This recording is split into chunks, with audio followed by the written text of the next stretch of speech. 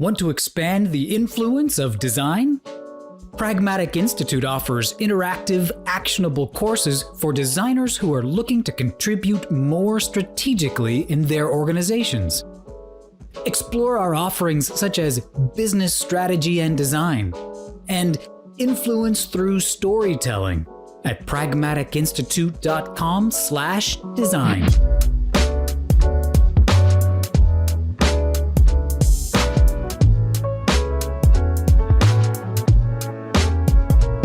Hello, and welcome to Design Chats, a podcast from Pragmatic Institute, where we sit down with today's design leaders, practitioners, alumni to discuss how to grow the strategic impact of design. I am Rebecca Kalogeris. I'm the Vice President of Product Strategy at Pragmatic Institute and your host for today's episode. And today we are extremely excited to have with us Brett Macfarlane, who is an organizational consultant focused on leadership development for creative and design organizations. And we are going to have a great conversation. I've had the pleasure of talking to Brett before, but thank you, Brett, for joining us today, and welcome. Thank you, Rebecca. And it's wonderful to see you again. And I love this podcast and that you go behind the work to the people and their experiences doing the work. Absolutely. All right. For those who haven't had the pleasure of talking with you, Brett, let's start with just a little bit of background. What's your journey into design and why you are so passionate about leadership and what you do? Oh, the journey in design. That's always a wonderful, meandering question, isn't it? My journey is, maybe if I step back and make sense of it, it was always and has been and is guided by three principles. You could call them life design principles or career design principles, really, of the red threads of empathy, intent, and compassion. And whatever field of the creative industry or design, whatever industry or whatever objective, those have always really driven towards the outcome of improving lives, whether that's end users or people within organizations, which is where I focus now. And the journey for me, if you think of design as a mountain, I've climbed that mountain three sides. And the first one, which was the first chapter, was very much all about the user. And I started really hands-on tools. I had a little action sports design studio in Whistler, BC, doing graphic design work. But I quickly evolved into being energized by the strategy side and the business side. So before business design was a thing, that's what energized me. And I was able and fortunate to have roles in full service global creative agencies, working with big brands like Unilever and Visa. And I was privileged to see all aspects of the creative industry at the highest level in different markets. And that was very much my strategy and business focus side of the design mountain. The second chapter, which is partly, I think, my favorite chapter in a way, was when it became all about the designer and the products they create. And the products they create is very much around the process and the culture and the environment. And I was very fortunate to have experienced it to exceptional boutique studios working on building great teams and doing fantastic work and creating great cultures. Firstly, around Us2, which was in the middle of last decade, a very seminal mobile design firm. And I was setting up leading teams in our work with companies like Barclays and American Express, British Telecom, Apple Watch, which we'll talk about in a sec, and others in healthcare and sports. That was really modern product development methodology, bringing strategy into that, starting to bring empathy into the actual process around how do we create products. And how do we create legacy? How do organizations change to enable new forms of logic and value? And the second part of that chapter was at Method, which some may know, having come out of San Francisco, which was arguably in the aughts, sort of one of the, if not the most influential digital design studio at that time. Huge amount of Google's work came out of Method up in the last couple of decades. And in that, I led a multi-year transformation of a corporate that we had shared ownership, where we used design as the lever for transformation, from everything from, yes, doing the actual design work, all the way through to how do we develop capability, to how do we evolve the strategy, and a lot of leadership development work. And that really is where I started to pivot into leadership development and the strong belief that as you develop better leaders, you develop better cultures and better capability and space for great design to come out.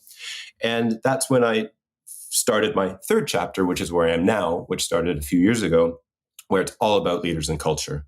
And that's in my work, which I frame it under leadership development, but I work with leaders in high innovation situations where they're dealing with a lot of uncertainty, and often leaders who have not had any leadership experience or leadership training, which is shockingly common in the design field. And, it's a different topic as to why that is, but there's a lot of leaders, and we'll talk about what I mean by leader, but I actually think all designers are leaders of a form. But there's a lot of designers, when they get into more senior roles, leading teams, leading departments, leading companies, leading strategy, they have not been prepared for what that is, unlike other disciplines in the world of business. The good news is it's not a big mountain to climb, but it's a valuable mountain when we do start to climb it. And so that's where I work. I also research this field, and I do research out of INSEAD around the psychodynamics and behaviors of leadership in high risk, high reward, and high emotion situations, which is what innovation is. And often driven by design, whether that's digital design or more traditional R&D, research and development design. Such a valid point that is, there are so many more emotions, there's so much more possibility, and there's often more tension in those areas where designers are really putting through, that it puts like an extra need on their ability to lead. Exactly. Extra need. And I think that that's where the good news is there's a lot of evidence and ways of how to thrive under those situations. And the wonderful thing is a lot of core design practices actually link really naturally. But we often haven't made that link. So things around empathy for others is such a powerful design capability that either you apply it into the organization or apply it onto yourself. It really generates powerful changes and impact through culture, and also an individual's capability to drive influence and help others collaborate and help others feel empowered and join into the process of whatever challenge it is that you're solving. I think that's such a good point. And I think it'll be a common theme as we go through here, right? That much of what makes a designer's a good leader is really leveraging the core sort of superpowers and skill sets that makes them good designers. It's not necessarily a totally different function you need to learn. It's about how do you use those skills you already have to do this part more effective. Exactly. And either shift the focus of where or the level of interrogation or application of where you're applying them, and including yourself. Which I think is super interesting, because one of the ways you talk about that is like, okay, I'm going to use my super myself, which is thinking about personas. And I know you've spent some time thinking about your persona, and I think that's great. And I also think it will help people understand you even more as we go forward. So why don't you tell us a little bit about the persona of Brett? The persona of me. So me as me, I describe as a coach to innovative leaders in design technology, right? And my goal is to produce society's most impactful innovation leaders. And how I go about doing that is through my one-on-one coaching, training, facilitating leadership, assessing culture. But a big part of it is my own self-awareness of how I show up and what I do, and my own knowledge of how I respond to situations. And that digs down into my personal values, which is, for me, it's very important to be quite courageous, to see challenges, but also take intentional action. It's also important to be adventurous. I'm just wired that way. I have an innate curiosity and an intrinsic motivation. Now that I know that, I understand why I get really frustrated in situations where we aren't going a bit out of bounds. And I can be a lot more compassionate to other people because I realize it's my problem sometimes. Other times, it's empathy to understand why other people are comfortable. But because I have that awareness of that driver in my persona of a seeking adventure, I can use that as a superpower for good. Because, of course, a superpower can be used for good or for evil. And therefore, I like to use mine for good. And the last one for me is grace, and being very gracious and very humble and respectful and polite. I've just found, and the good news, again, the research tells us, is that is often the most effective way to drive change and innovation in organizations. Yeah. Change is very rarely like bulldozed through, right? And it often is it's also frequently not like decreed through, right? It's not because I had authority, I could make change, right?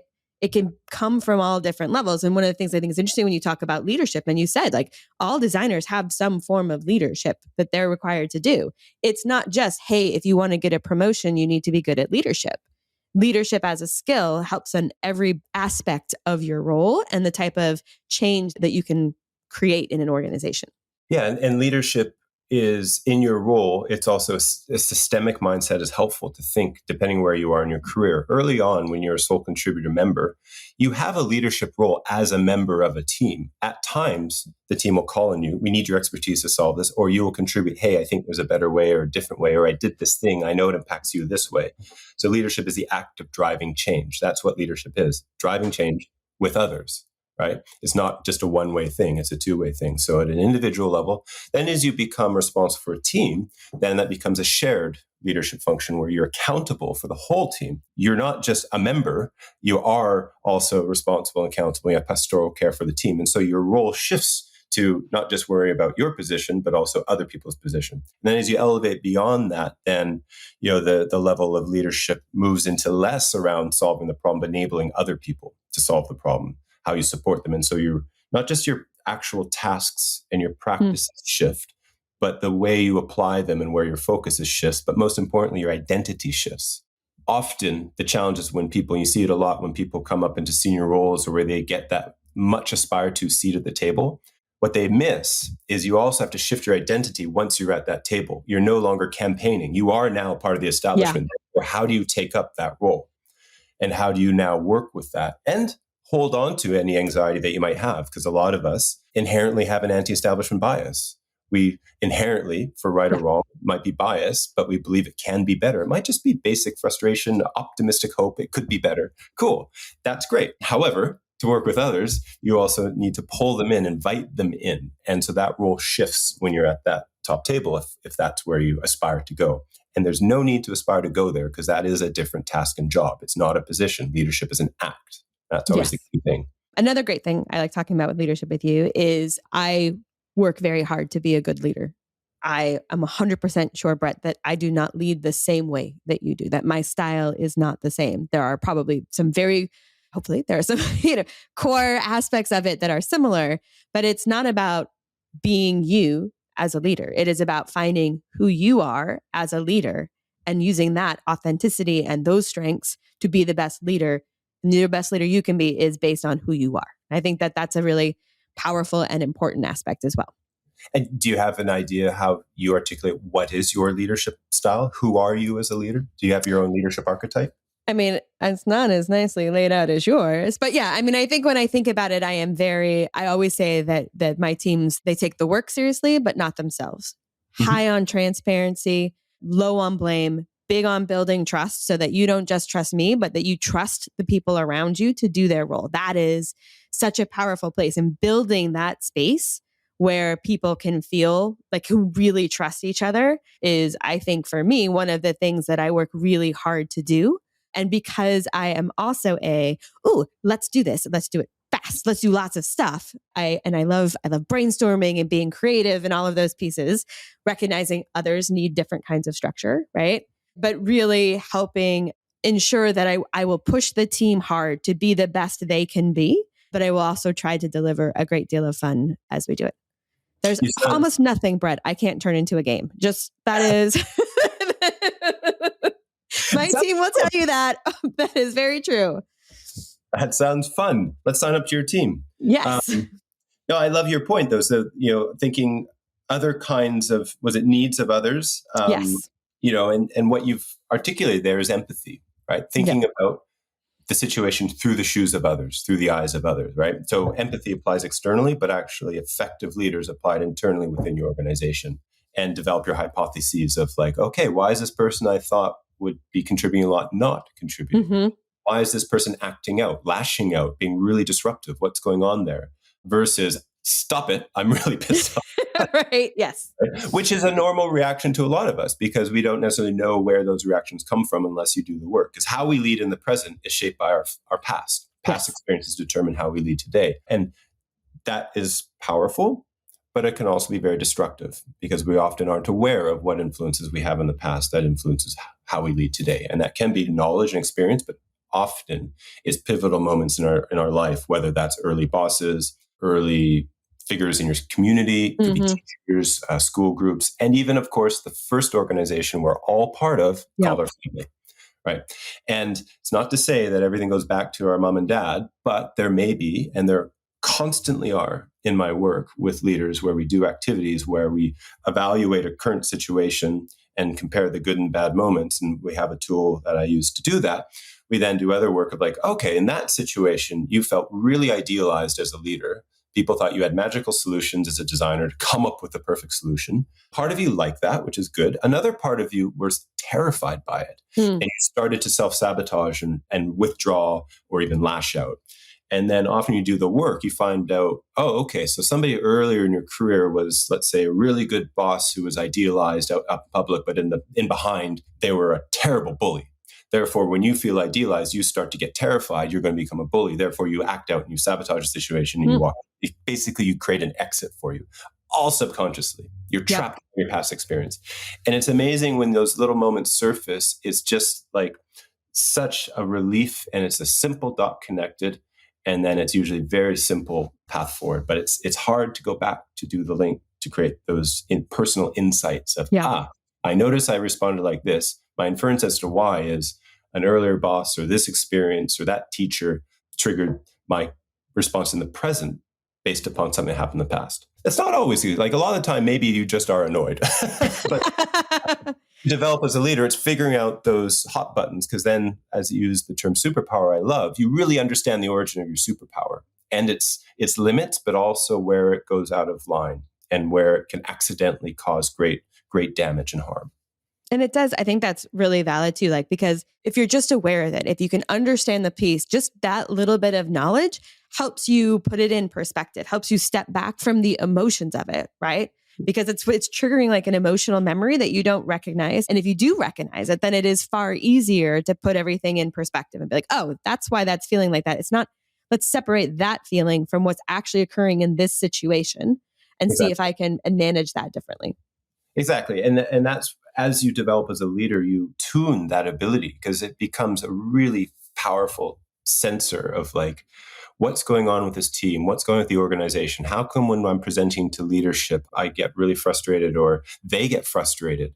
How do I read into that, understand it better? What's going on there? And then over time, how do I develop practices and tactics to work with their anxiety? Because naturally, new things, all of us, one hand, we love it, but then it's there. We're like, I'm not so sure about it. Like, right. I'm in Vancouver and I bought a new paddle board and I'm like, I've done it before. I haven't done it in 10 years, but I'm like, all right, exciting. I'm going to go out. I went out to the beach. It's a beautiful night. And I get out on it. I stand up. I'm like, oh, this is really wobbly. Uh-oh. I don't know how to do this. I really wanted to do this, but this is not what my fantasy. This is weird. Of course, you just chill out and give it a couple minutes and it's fine. But it's the exact same thing in corporates where it's like, the big presentation at the end of a sprint or the end of a project, initiative, research, whatever the phase is. And it's like, hey, here's the prototype. It's working.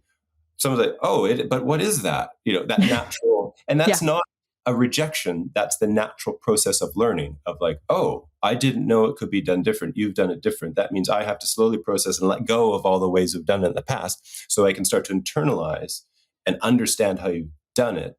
And of course, like everything, a whole whack of personal anxieties are emerging of like, what's this mean for my role, my department? Is this a threat? Is it a friend? Whatever, all happening in an instant. But as you say, once you can start to become aware of that, it doesn't mean you shut it down, but you use it as a force for good. There are insights and signals of like, okay, that one, natural reaction, but let it pass. Like all leaders, for example, frustration is a common one. All leaders in all roles, in all departments, in all professions are frustrated. It's just... Therefore, frustration itself isn't the problem. It's what type of frustration. Is it constructive of like, I'm worried, how are we going to do this? Let me think it through. Or is it destructive? I'm overwhelmed. I can only think about this black and white. It's all delusionally magical thinking, or it's all cynical and terrible and bad.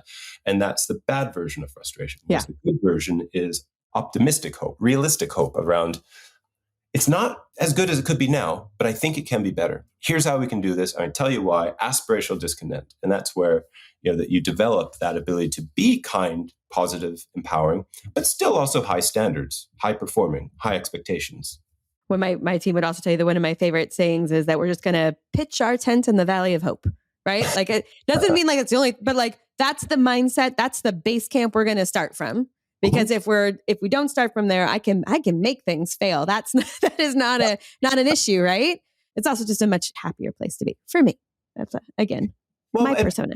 Most people thrive in that. Like, one of the stories that we sort of had thought about in advance, and we wrote, there's an online with the Pragmatic Institute, there's an online version of this, but it often, when what you're saying reminds me of the team when we were working with Apple before the Apple Watch was publicly launched. And I had a team, we were set up with Jaguar Land Rover, and the task was to be the first car that could be controlled on a watch in the Apple Watch. So firstly, 50 years of science fiction becoming real. You can start a car on your wrist. Secondly, opportunity to work with Apple. Thirdly, as part of one of their biggest launches in the last decade, behind the scenes before it's public. Super exciting, but also incredibly terrifying because you have, at one of the leading organizations in the world, opportunity to redefine what is automotive design in the industry, period. Because at that time, digital design was pretty poor compared to what it is now. It wasn't that elegant. It didn't look luxury. Then a company like Jaguar Land Rover, which at the time was winning a ton of design awards for the vehicles, there's a real second-class citizen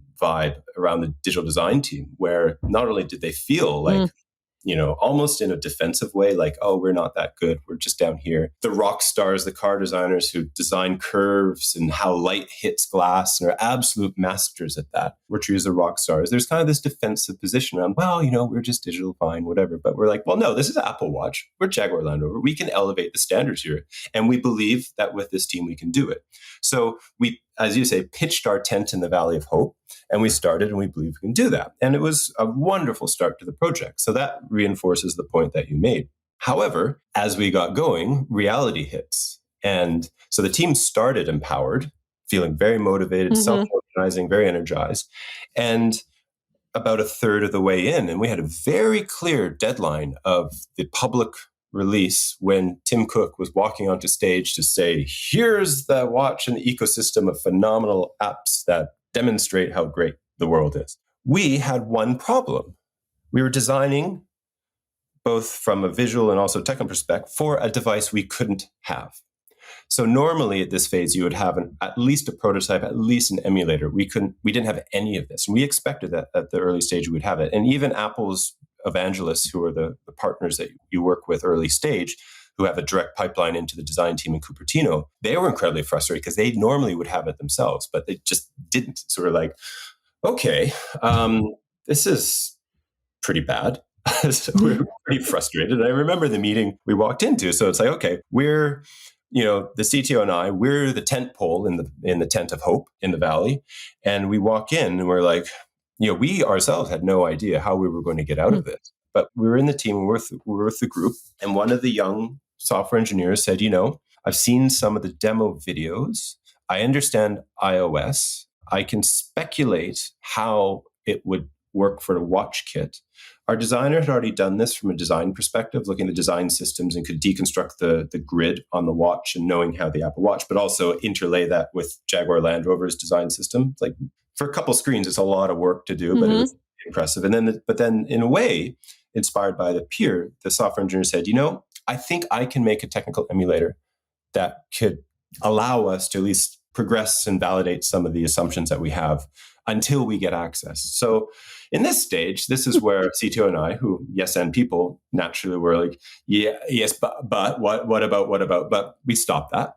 And like, okay, what are some of the assumptions you have in there? All right, what other perspectives might you need from a technical perspective? Who can we bring in? We also, said, we each shared experiences of like, we've had similar times where we understand this moment and it's probably quite anxious for you and you probably feel real stress. But the one thing we know is that if we work together and we have the capabilities in the room and we will get the resources we need, that we can get through this. And we don't know what's going to come. Change is constant. Things are always emergent, but we've got you. We'll progress. And most importantly, though, it was that last bit, and especially to this young designer. Imagine that 2 years into your career, you're being with technical critical requirement as part of one of the most exciting product launches in the world that year, with arguably the most innovative company in the world. And he said, if you believe you can do this, we support you, and we believe you can too. Words of affirmation. You know what you're doing. We've tested out what your thinking is. We accept it might not work out. We hold that. But you do what you do and you go for it. And lo and behold, over the next 4 weeks, they developed it. We were able to do the technical testing, the design testing, and all that, such that then when the actual emulator came, which oddly, we only had a couple of weeks before the actual watch was in our hands as well, we were actually able to hit the timeline that very few of the other companies were able to do and be part of the launch. And so the timeline, but more importantly, high quality, high craft. And it came back to in those, not just the beginning, but I always like that moment, that meeting where the individuals had the capabilities, a ton of anxiety and frustration, but through the practice of transformation leadership, which you were alluding, that's what you were doing when you're talking about your leadership style. It's the practice of transformation leadership, of how do you empower others. And empowerment comes from within. It's not because I say you're empowered. It's because you feel empowered. You step up and take the authority that's been granted to you. So in this case, this software engineer, we granted him the authority. Do it. Use the resources. We believe in you. And he stepped up, took it, and did the work. And that's where, those 6 practice transformational leadership is a very powerful, and I think it naturally fits with a lot of designers around how to support others in their work. Because, very few of us really think in an isolated island. We work with others, and we want everyone else to be at our level and perform their best. And developing a transformational leadership practice, which has strong evidence. Some recent research came out in December around it, is arguably one of the most effective leadership styles alongside authentic leadership, is a great practice, which I think what the story tells us for designers, it's really easy to adopt that because there's some specific practices, there's 6 of them, but it all comes back from empathy, right? Trying to understand your colleague and imagining what they're going through at that time and developing the right things to support them, but still be realistic and still have high standards. I love that too, because I do think often people think empowerment is anointing them, I will knight you and you will now be empowered. I think what you talk about there is both ensuring they have the resources, right? And ensuring they have the access. But I think the most powerful part of it too is we know it's may not be perfect. And I accept that, right? You don't have to worry about that because it is a known piece. And I know you will do your best and we'll be as close as we can be.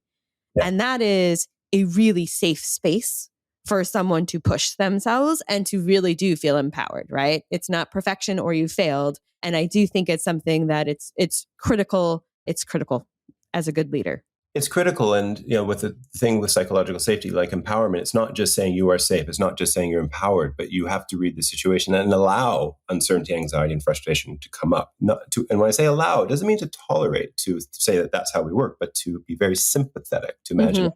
If I was in your shoes, I would also be a little bit frustrated or skeptical or dubious or worried or have another point of view. You just need to air out because you know what? It might be right. Or it's just part of their process of how they're coping with the moment based upon, who they are and their experience. Because that ability to not just take up that power, but also to hold the uncertainty and to share that uncertainty. And the uncertainty isn't just I feel scared, but it can also be, hey, we tried this before and it didn't work. Therefore, I'm a bit skeptical. Okay, thank you for sharing that.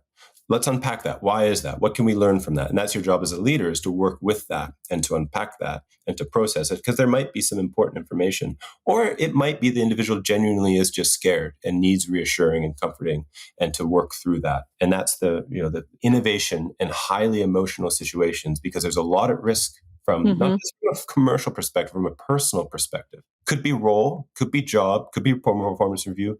It can also be your self-image, your identity. For me, that moment where walking in the room and this dream project to work with Apple and to be part of the launch, it was about to die. It was possible annihilation. It's terrible. However, our job as leaders is to contain our own stuff. We talked about it on the side, right? That was our task. But then so we go into the room. And this is always the thing, with empowered teams and as a leader of a team or as a leader-like member in a team, partly why I thought that was a great leadership example of not so much what we were doing, but what that individual did in the team. Because that individual stepped into a leadership role amongst the peers, the team leader. And it's kind of a concept that bounce around. I always call quantum leadership, where you can be a leader or a follower, or sometimes both. Yep. And so the CTO and I, we had to step aside and just hold our non-positionedness and to empower that individual from authority, but also from them, from within, their self-motivation, so they could go ahead and do the work, which turned out to be fantastic and a lot of fun. And I'll always have a smile whenever I think of that rainy day where the ice white Jaguar, was it F-Type, was in Shoreditch, and the first time it touched a watch and it went to the satellites and the computers and back into the car. And, it roared to life like a hungry lion. Nice. All right. So when we talk about empowerment, what are things that people who are listening, if they want to practice their empowerment, what are some tips, hints that you would give? Well, there's the 6 specific practices, right? And this is what's great, is that you can practice these quite literally. And practice, I use practice like a sports, right? You can beforehand, but you need to practice it in different circumstances, different conditions, find your own flavor of it. And the 6 practices are question critical assumptions, because that's helpful, it's reassuring. words of affirmation, right? So that's helping people see their strengths and focuses on what they can do, not what they can't do. Really focus on words of affirmation. Seeking different perspectives. So this helps people build confidence in their creative thinking abilities and builds linkage. Teaching valuable life lessons. So that's sharing a little bit of your own vulnerability and authenticity, because often, yes, we can think our way through these situations, but understanding, even just hearing someone else has been there before, even if it's not the same, it's very reassuring. And also there may be interesting or relevant bits of information, but that way you're sharing why you think that. Or like I say, it's just an illustration, but it's a very effective and efficient teaching tactic rather than saying, do this. Yes. Okay, but no, teach me what we should do. A, so I understand it, or B, maybe I can elaborate on it. Perfect. The fifth one is introduce followers to development opportunities. So that opportunity where that leader stepped up was also a development in their career, right? So they then started to learn how to have more of a voice.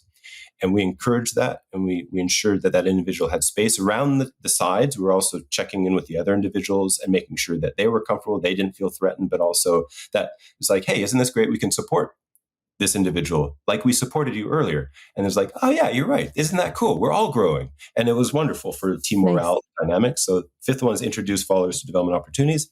And the sixth is present different perspectives. And this is just a way of exposing your own analytical and problem-solving practices. A, it's relevant, but then B, you're role modeling. And others just soak up a lot from that. Presenting different perspectives. And the key word is presenting perspectives, not recommendations and directives, but it's like, oh, okay, I see what you're doing there. There's also this perspective and that perspective. And you're just showing lateral thinking, not, again, to say do this, but to expand, because often the individuals are really good at the convergence part in these sorts of initiatives, whereas you're helping provide a little bit broader perspective and point of view that may generate more creativity in them because they'll start to build on it, and then they start to own it and they feel it. Because really what you're trying to do is just hand over like a little gift that they can pick up and to make into an amazing present, into something big. Because most people have extraordinary capabilities. It just need those little bits to unlock it. I like there too in that example, I think presenting two different perspectives, doesn't have to be two, but multiple ones starts to feel a little bit less like there's this or there's that, right? And it really is a signal to start to think about how many different options, how many layers and perspectives are there. And again, if we model that, if we model the vulnerability to bring up different ideas, but that's what we want, right? It's what we want from our team members, is to bring their ideas and to question ours. We want that to our core. And also, many people don't believe us. Right? Yeah. And I guess a better put is saying, I want you to argue with me is not enough, right? Saying, no, it's okay if you don't like it, tell me what you think, isn't enough. What you're talking about is I have to show it. I have to show them that I mean it by creating an atmosphere, by demonstrating these behaviors that empower them to do it. And empower, and to be self-aware of what's your motivation. Is it, I want to argue because I want to win? Or is it, let's debate to see what's the best answer? And so I can help develop you and evolve your problem-solving ability as you will develop the answer. And that's that middle career stage, which is often a crux for a lot of designers, where they work to the hard, good years of working out, how do I get to the right answer? How do I do all that rigor to get to the right answer? And that's a very important stage to get to, in particular around the director stage. I've got the right answer. But as you go further, then it's how do I help others get to the right answer? Now, of course, there's switching depending on the context. So as you go more senior, if you're moving into an executive presentation context, you're back to I have the answer, right? And then, yes, that's where the resistance comes. And then your task becomes less about I got to the right answer to here's the answer my team has. Now I'm going to work with you, dear executive team, board, whatever, to start to think about different perspectives, to elaborate what we have here. What does it mean for the business, so that you don't just say, here's what I don't like about that thing, because it's not about the thing. It's about them and their position. So that same transformational leadership practice we applied into the team, we can start to apply up and out into the organization. So when you're at that table, the much aspired to seat at the table, that practice applies there as well, but to a different audience. Love it. All right. And I know we're going to touch on a couple other really parts. I'm excited. Okay. So we talked about empowerment, what it is, a great story example of why it's so important and why it's so powerful. And it's much more than what we say. It's what we do and then sort of the atmosphere we create. We talked about the 6 practices. And I think to your point, it is practice, right? Even when you think, I finally got this one, you will mess it up one time, or maybe it's just me, could be, right? And then you'll be like, oh, I struck out that time and I will not do that again, right? Yeah, I'll try it this way. It's slightly different next time. Yeah. What if I Maybe that. So, okay, what's the second one? What's the second part?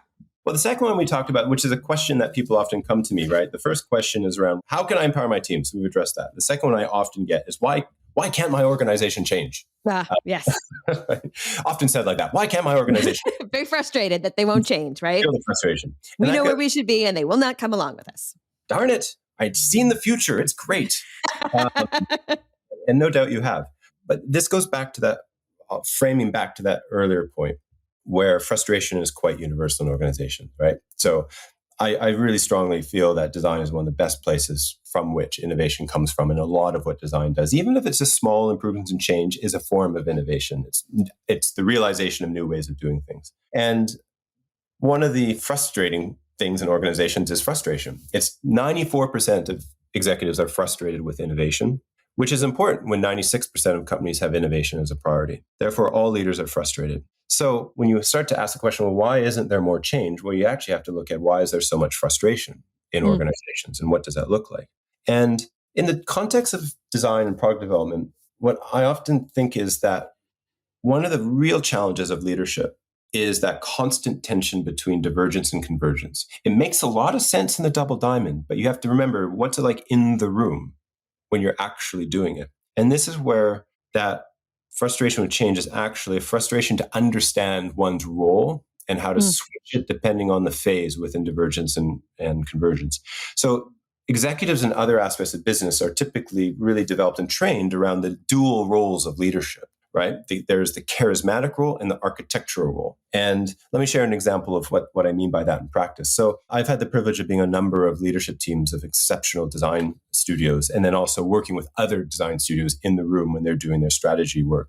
And I always think back to one scenario. This is kind of a composite of different ones, but often they come to, the leadership offsite of a team of designers who run a design team, and there may be some other capabilities in there, but typically it's very dominated by designers. And you have the 2-day leadership offsite, the annual planning, and the first day is usually excellent. It's the looking at the problem analysis. What are the key questions and assumptions? What are some hypotheses? How might we do this? Putting together the narrative. Basically, interestingly, often what's the presentation look like internally? But you're doing the work of strategy, which is great. What's really interesting is day 2, when it comes to not so much the conception of strategy, but moving into realization.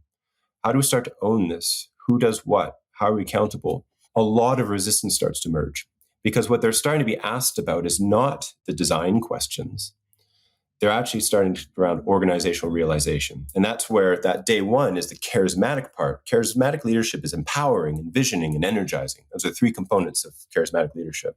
The second part of leadership is the architectural part, which is designing, rewarding, and controlling. And that is actually beyond design process. When they say designing, it's about what are the systems, the services, what are the components of the organization of how it works. Some fields of design are naturally attuned to this. So service design naturally is quite attuned to this. Systems designers, organizational design, they're very good at the architectural part.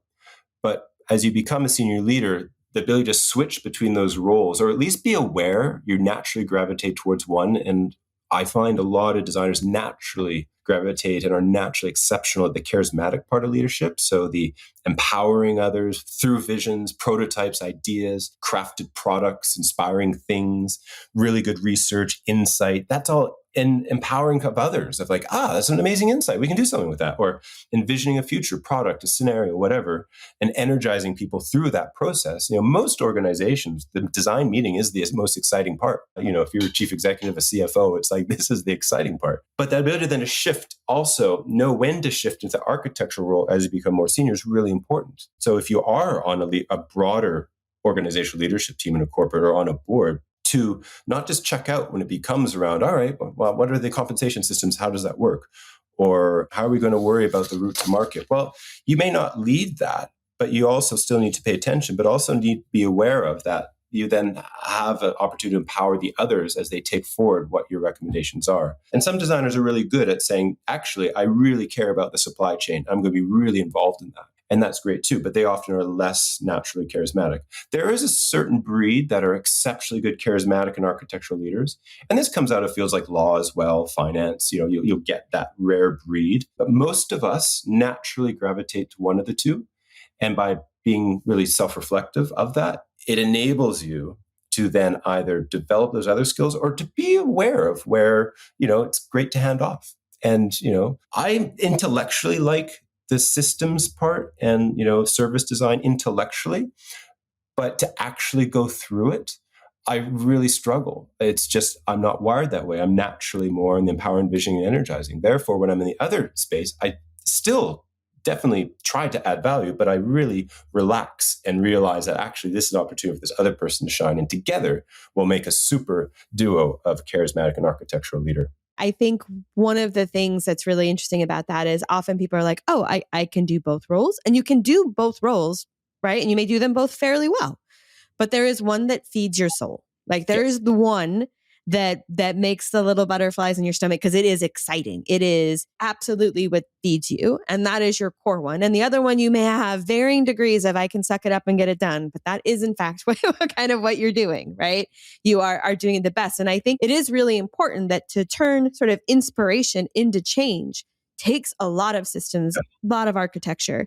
And I think you're absolutely right that often you get frustrated because you're like, but this is the right vision. And the architect's like, yeah, but you don't understand the 50 steps that come in between that great idea and making it a reality. And if it doesn't feel like you have any understanding of that or even appreciation, then it's also very frustrating for the architect because they're going to have to bridge that gap. They want a partner who they can say, hey, do you know that this is a thing? And that person goes, oh, no, that's interesting. We're like, let's figure out how to solve it. And I think it's understanding which one you are. And just like you said, it is recognizing the importance of the other, that change doesn't happen unless both of those things are really in place.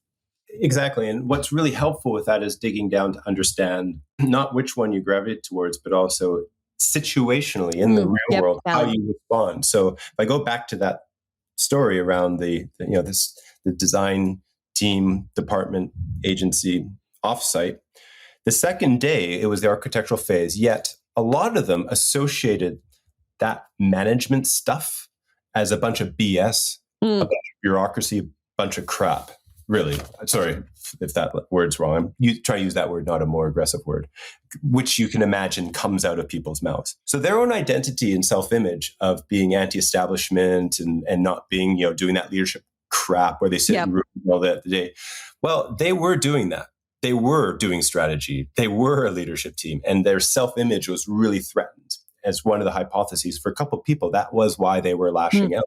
They really just inherently are not wired to be part of a team. And once they learned that was helpful because then they had the power to make a choice. Do I want to become part of a leadership team? Or actually, am I a better just craftsperson and a great practitioner who can guide a great design team versus build a great design organization? And once that decisions emerge and the data, because it's real world data, right? How did you respond in that situation? It's really powerful insight, to maybe explain some frustration or some hypotheses they have around what leadership is, what the organization is. But then it develops the insight to empower them to make the decision, okay, do I actually want to do that? Or do I get my energy from something else? And that's actually quite a beautiful thing, I think. And the problem is when people are conflicted, and that's when the maladaptive responses happen, when you see the lashing out, or worse, one of the most violent acts of organizations, indifference and silence.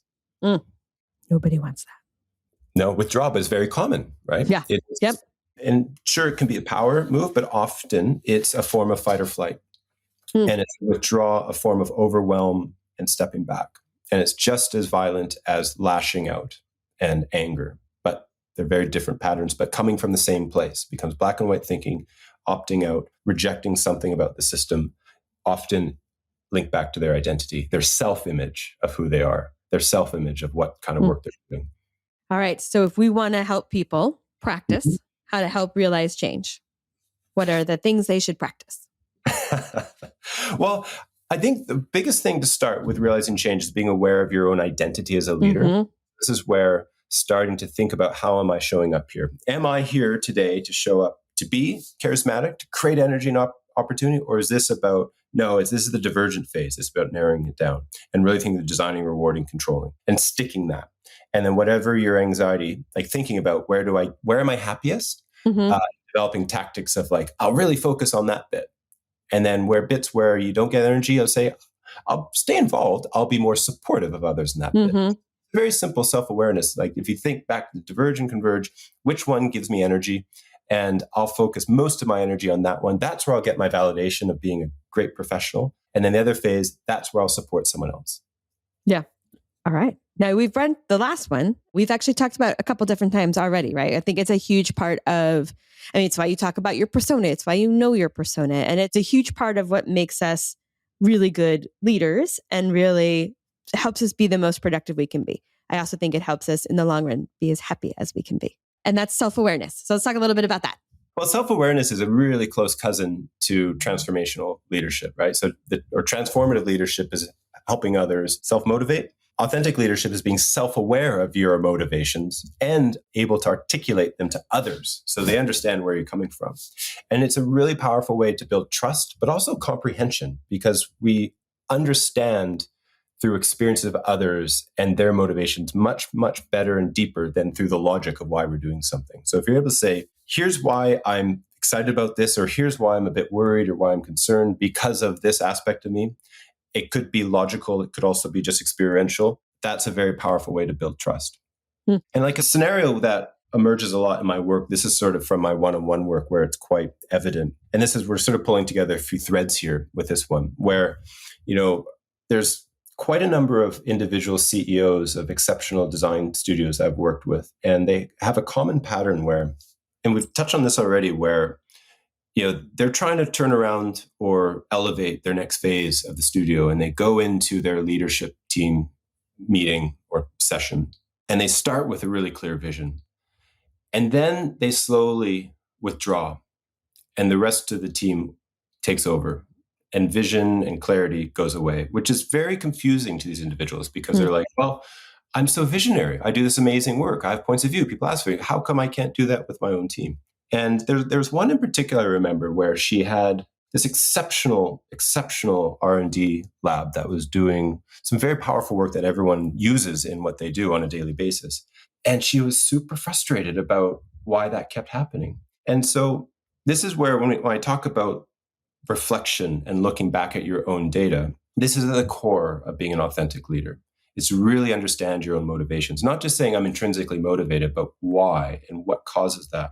And so what we do, and I did with this leader and what I'll do with a lot of individuals when they're in that really quite a trapped state, but it can be done when you're also in a great state. It doesn't have to be at that end of frustration on the verge of burnout or distress, is you go back and you take two experiences, a good experience and a bad experience of leadership. What were they like? And this is how athletes work, right? You don't just look at the perfect case study. You go back and analyze, okay, in the middle of the match, the same situation emerged twice. I responded differently each time. What was going on there? And I developed a tool called the Innovation Leadership Map, where we look at the 6 dimensions of your outlook, your identity, exposure, empowerment, risk, and actualization.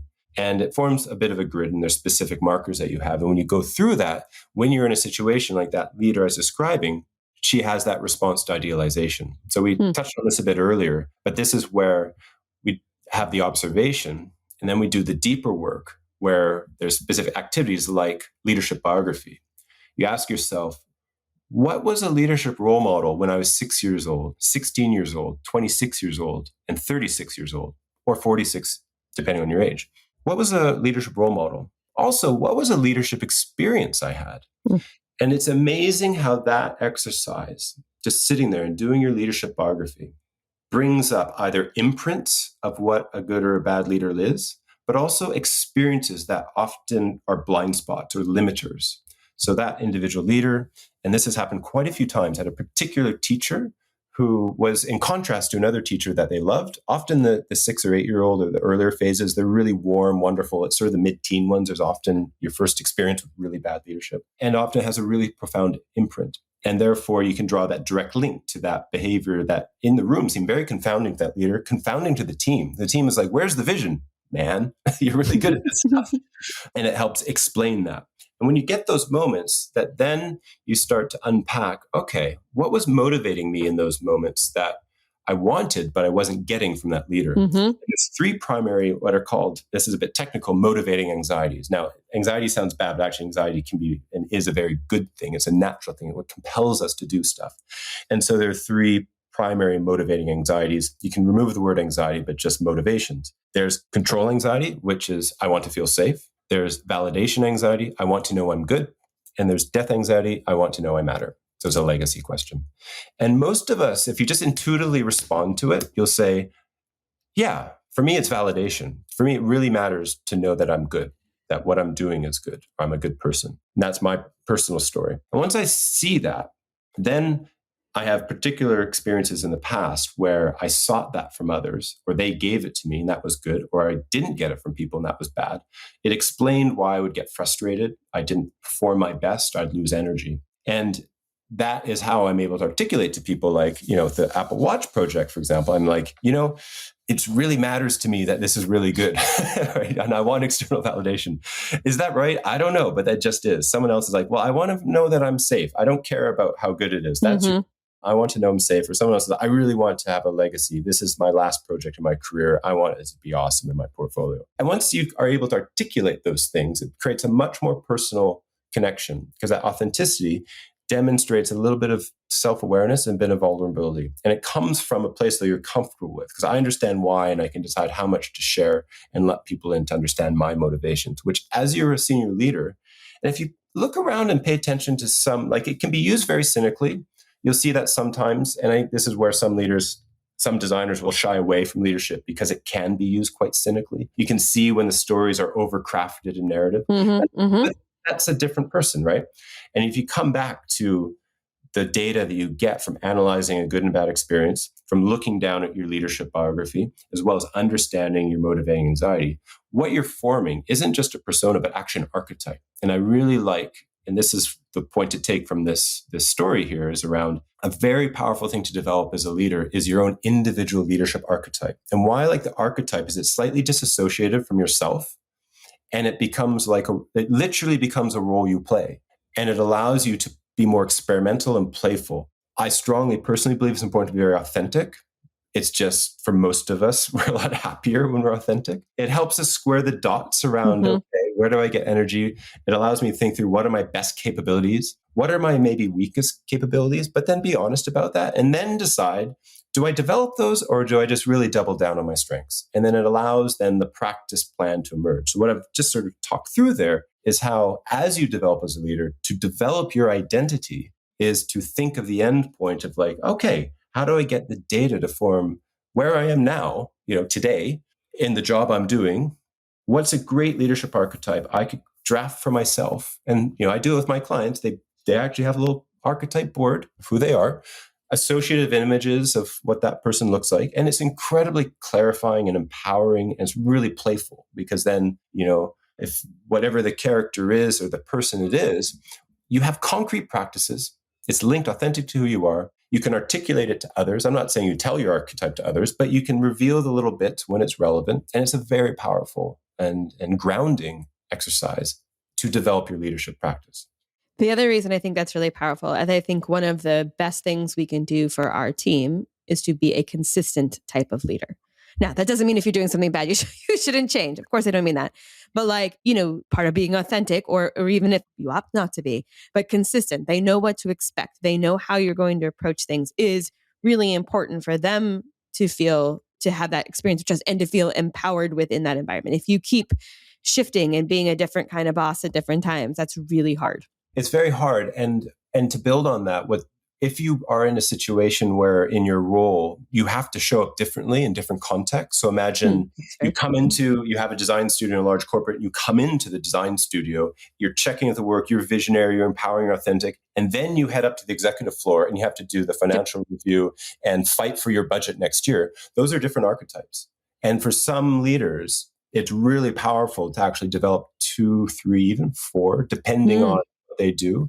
So when they quite literally walk into the room, they're like, okay, I'm going from Ted Lasso to now Iron Man, right? And that's a really good mental model too, right? Like when we're talking to the board and some of the things that makes you a great team leader is not what's going to be, doesn't mean you're changing who you are. It's that you're leaning in to the right parts of who you are for that audience. Exactly. And you think through not just who you are, but how do they see you? Mm-hmm. What do they want from you? Right. So we haven't gone into the leader follower dynamic, but people want something from their leaders, whether they're aware of it or not. And then when you are a design leader going into the executive room, they want to project something onto you. There's the person, and then there's the person in the role. And they're two different things. Sometimes the role and person are the same, but typically most of us, imagine you become the design director or chief design officer of a company. Someone's held that role before. And then you are stepping into it. And so it's you, that's authentic, but also think of the role and what everyone else is looking at from you. So if the chief design officer is seen as the savior to the company, either A, excellent, work with that, or B, it's a bit delusional. So I have to work out how am I going to disappoint them and cool down their hope that we're going to magically solve their pain and problem from a structural issue that is outside the scope of design. Or if it is, I gave that example earlier in Scandinavia, design was the magical idealized entity to drive change. And we knew that and we worked with it, and people needed hope and needed something to idealize and to give them confidence and pride. And so we leaned into that. So when we would go into the top management forums, executive teams, whether it's myself or my team colleagues on the executive group within the design studio, we would lean into that. We were entirely about hope. There was no convergence and technicality around it. It was just hope. Whereas other situations, like, no, we got to fight for the ROI, and we're going to be just as tough as you in this situation, because it's the right thing for our end customers. It's the right thing for great design. And it's the right thing for our team. I think it's really interesting when you've talked about sort of change and self-awareness and some degree empowerment, that you need to know yourself.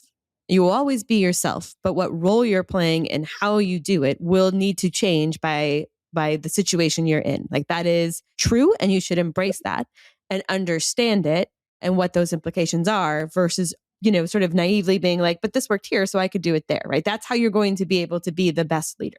Be the best leader. And over time, really develop that real-time capacity to analyze that and to think about the situation in parallel perspectives at the same time. What I mean by that is that there's the concept, and this is maybe a way to sort of wrap up these three different threads that we've talked about, is what we're getting at is how do you develop your leadership practice? So yes, you have your capabilities, you have your craft, but then how do you start to treat your leadership practice as a craft itself? And we've talked about that through a few different areas around empowerment, managing change, as well as authentic leadership. What we're getting towards is trying to develop very self-aware and reflective leaders. And there's a lot of evidence that one of the most important drivers of effective senior leadership is self-awareness. And you could take this from a design perspective as self-empathy. We touched on this earlier, but we're very good at seeing the world through other people's shoes, right? From their shoes or through their eyes. But also you can develop that for yourself. And there's the premise of the dance floor and the balcony. So if you imagine a nightclub or a dance hall, there's a dance floor where everyone's in the throw and the mix of it, right? And that's the world of business. No matter how many org charts and PowerPoint slides we have, the actual reality is just this emergent array of human behavior and reality and decisions under the guise of logic. And you as a leader are in that. But if you can also at the same time have the perspective of the balcony looking down on it, then that helps you develop insight and understanding what's going on. And if you think of that yourself, of like, okay, what am I seeing here? If I was now a fly on the wall looking at me, what would I hypothesize around how I'm leading, why I'm leading this way, what's going on in me? And developing that parallel perspective when you're in the room or on stage, if you are presenting or around a wall with a team working on a problem, that can help you develop a lot of insight around how are others responding to me, how am I responding to them, what's going on here, and what's the best for the situation, what's the best for me, and what will give me energy and help us guide towards the vision that we have before us. Nice. Love it. It's really interesting as we've gone through this. It's very hard as someone who, again, really am passionate about being a good leader. It does not mean I am the best leader or that I'm perfect, right? But it really matters to me. Yeah. There is a lot of what I think is the most important part of my role is leadership. And it's so interesting as you talk about it to think about, right? All of the different pieces, the motivation, anxieties, like I am a clear validation as well. I am like, you give me a compliment, I will do anything from you from then on, right? Like I am that person. And I know that about myself. I also know that I have team members who distinctly are not that person. and would prefer you never mention their name. And that's the both the ability to understand yourself, but to each individual you do, because what you need and what they need may not be the same. Finding places where there's good overlap, explaining the reasons why. Another place for me in my career has always been brainstorming. I love brainstorming. I don't need any rules. You don't have to tell me in advance. You stick me in a room. I think this is a blast. And there are several members of my team that really, they shut down. There's not enough. They need to think ahead of time and be able to come. And I can't think ahead of time because I get attached to my thoughts, or I go too far down, right? This blew my mind that people don't like brainstorming. It makes complete sense when you think about it. Gosh, what a scary, vulnerable thing to do. But because it's so part, and I know that about myself, being able to recognize those things, recognize them, talk about it, find ways that really bridge both of us has been, I continue to work on it. But it is one of those things, again, as you walked through these, there's so many ways I could practice not only those situations, but other skills that will help me in all of those situations. So really great conversation. Well, and continue to work on it. Practice it, right? Because it's not a thing we hold. It's a capability, the practiced capability, and how you develop it. And what I love about your story there, and I'm glad that you shared your motivating anxiety. I wasn't going to put you on the spot. That would be unfair. Force you to reveal something in public. But, that's that superpower of leadership, which is attending to the needs of others. So becoming aware, not everyone's like me. A, is a big insight for a lot of people. But then B, the next level insight is starting to think through what is the need of others and why, and how do I engage with them? Because now as you become in a leadership role, which again, it's an act, driving change with others. If you're in a leadership role, you have a responsibility to attend to the needs of others. Mm-hmm. Doesn't mean just because they have a need, that's right. But you have a responsibility to attend to it and to understand what's going on there. And consistently the evidence, and this has been researched since the Second World War around what makes effective teams, it all comes back to self-awareness and tending to the needs of others. And the variety is important on the team, right? You might be thinking, it would be so easy to manage a team of people who all, that were validated the same way I was or like to work, but that is not where we get the richest results or the richest experiences. It's worth the effort.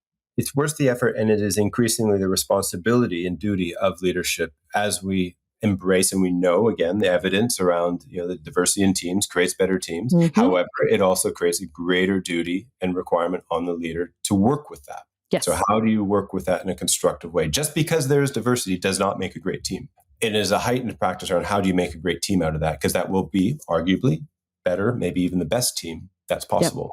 But it's a different capability in practice. And every team will be unique based upon those specific individuals who are in it. And hence your self-empathy around how you're responding and empathy for others and attending to their needs and working the dynamic is the beautiful mix of leadership. And in a design and product environment, that's most of your job, actually. And the more you tend to that, the better the quality of work.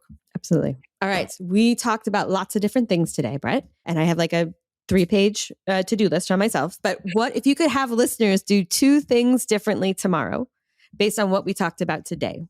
Where would you focus them? The first thing is to see yourself as a leader, right? And then the second thing is to start to think about how will I define my practice as a leader? So we've shared a number of specific things of practice, but I think the first thing is actually start to look in the mirror and see there's a leader. Sounds cheesy, but see yourself as one, but more importantly, then start to self-author what kind of leader do I want to be? Am I best at? And then you take the power. Excellent. All right, Brett, this was fantastic. Thank you so much for coming on. Thank you for sharing your story and your advice. If people want to learn more, where should we send them? Well, you can come to my website, brettmacfarlane.com, and I also have a newsletter, Connecting Dots, where it's a monthly look where we dive really quite deep. It's a bit of my own R&D and part of some of the research. And if there's anyone interested in the Innovation Leadership Map, what it is, how it works, there's an Insights tab on my webpage, brettmacfarlane.com. Excellent. All right. Thank you, Brett. Thank you for having me. It's been an absolute pleasure. And keep on your practice. Thank you. Seek that validation. Yes. See right there. It was fun. Validated. All right. That's it for today's episode. Join us next time when we have another great topic, helping you make a more strategic impact as a designer. And if you're looking for more resources like this too, don't forget to check out pragmaticinstitute.com/design. Thanks for listening.